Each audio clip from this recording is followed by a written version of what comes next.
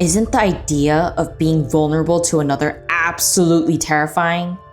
I know that it is for many, including myself. So that's why a lot of people tend to keep to themselves, not opening up to take a chance on trusting another human being that's not even themselves. But sadly enough, it's not just other people that they can't trust. Sometimes they can't even trust their own selves. Why? Because vulnerability, admitting when you need help or when you want to open up to another about something, can be seen as a sign of weakness in this world. And perhaps that's what Dorothy from Goddess of Victory Nikke thought at the beginning of the OVERZONE event Story 1. Because she became a leader without any preparation, couldn't grieve over the loss of her previous leaders properly, and was stuck in a situation where the fate of humanity rested on her shoulders, where her teammates didn't feel trustworthy enough for her, because she didn't want to show weakness to them. Because that's what she thought a leader was like. A fearless, independent person who didn't need another's help to deal with any situation.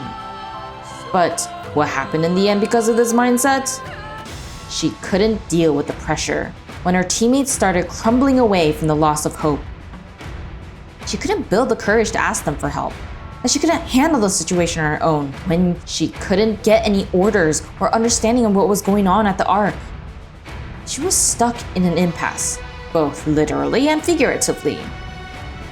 On one hand, she knew she needed proper support, but on the other hand, whether it was due to pride or mistrust or both, she still couldn't ask her teammates because that meant having to be vulnerable to them, which to her meant revealing her weakness. And so she couldn't move forward or back, with confusion and fear invading her thoughts. What do I do? What can I do?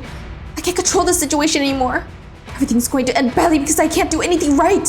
There's nothing I can do anymore. Such thoughts might have tortured her left and right as every second passed by, as each teammate of hers began crumbling mentally and emotionally, and as every bubble of hope popped too quickly all in front of her. Then, could it be that it's a blessing or a curse that she doesn't have her human body anymore? Because I can only imagine that if we were in the same situation as her, we would respond to it even worse, with eyes trembling, shallow breaths, a piercing pain shooting through the back of your eye, a heaviness weighing down your shoulders, and the world seen through a dark filter, the loss of appetite, the fear of failure, the bitterness, the anger, the frustration, the endless hole inside of you that continues to deepen. While we aren't Dorothy, we still are capable of experiencing similar situations as her to a lesser degree, at least once in our life. So you could probably imagine what action someone might take next. Perhaps a few will say that they'll finally ask for help, but many others will most likely say that they'll shut themselves off from the world, not willing to open up, as if the solution will magically fall into their lap with time. But can it really be that convenient every single time? Some of you might be nodding your head right now that it is, but in reality, it's not. You might think that it magically falls onto your lap or that it resolves with time somehow. But did it truly resolve in the best possible way? I would say no.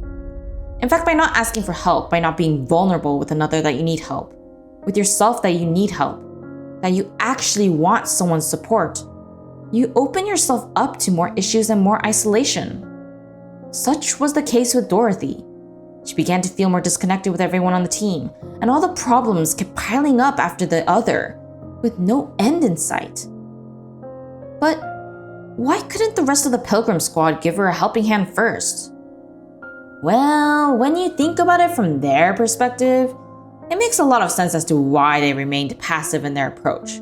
After all, how can you help someone who doesn't want your support? Nor do they trust you to do anything right without their instructions.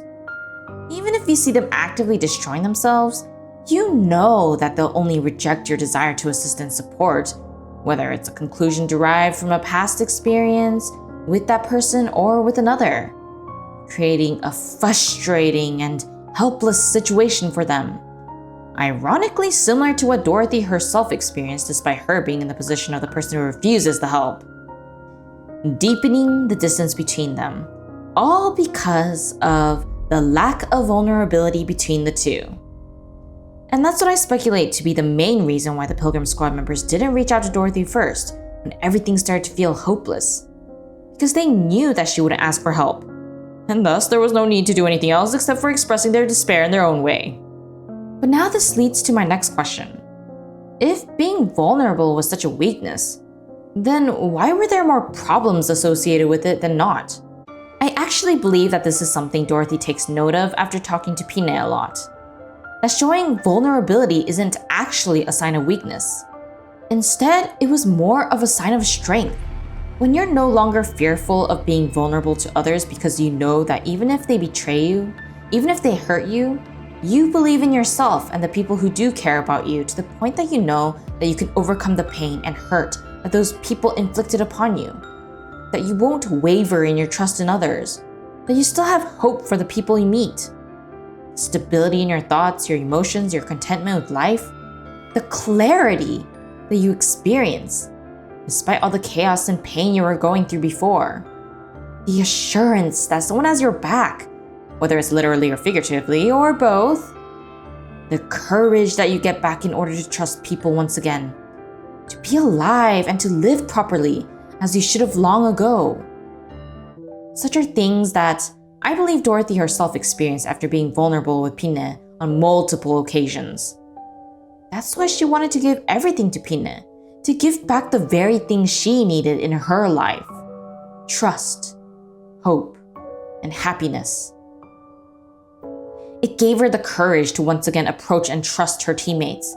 It gave her the clarity to figure out what needed to be done next. It gave her the strength to fight beyond the level that she used to fight at. She gained all of that from just being vulnerable to one person.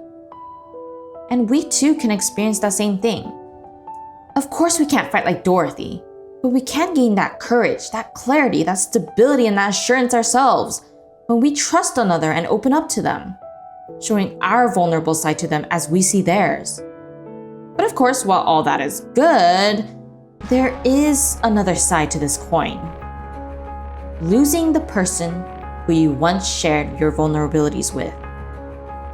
All of which can potentially lead to devastating consequences for yourself, such as what happened to Dorothy and Pinne. The horror of convincing yourself that you were indeed right to never be vulnerable with others in the past.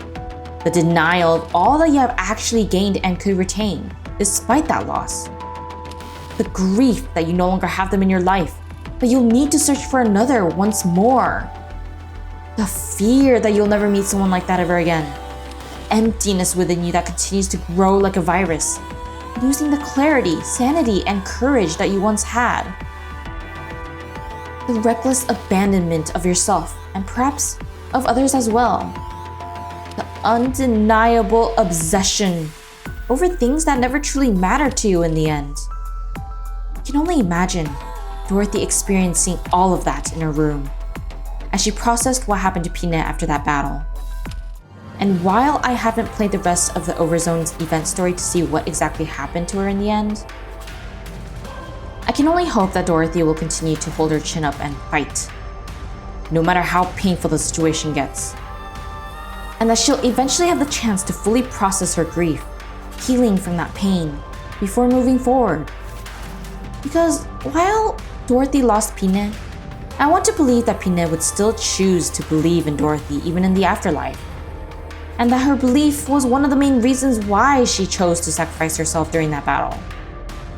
And if we had someone like that, someone like Pinne in our own lives, then who are we to deny that kind of belief from such a person who was once with us in our most vulnerable state at one point in our lives? Even if they were to change their minds later down the road, I believe that honoring their belief that they once had towards you, despite how long it takes, can and should still be done, regardless of whether the relationship is still alive or not by then. And that's why I want to trust that Dorothy will properly honor Pinne, as we would for our own Pinne, by not giving up and not closing herself off, no matter how much she gets hurt in the future. Continuing to believe and act on the belief that she once had towards her, to memorialize the good moments between them, to imprint on those with that same power of vulnerability, to become the next Pinne for another Dorothy, instead of staying the same as the Dorothy from the past, to truly become the light at the end of the tunnel for someone, for humanity.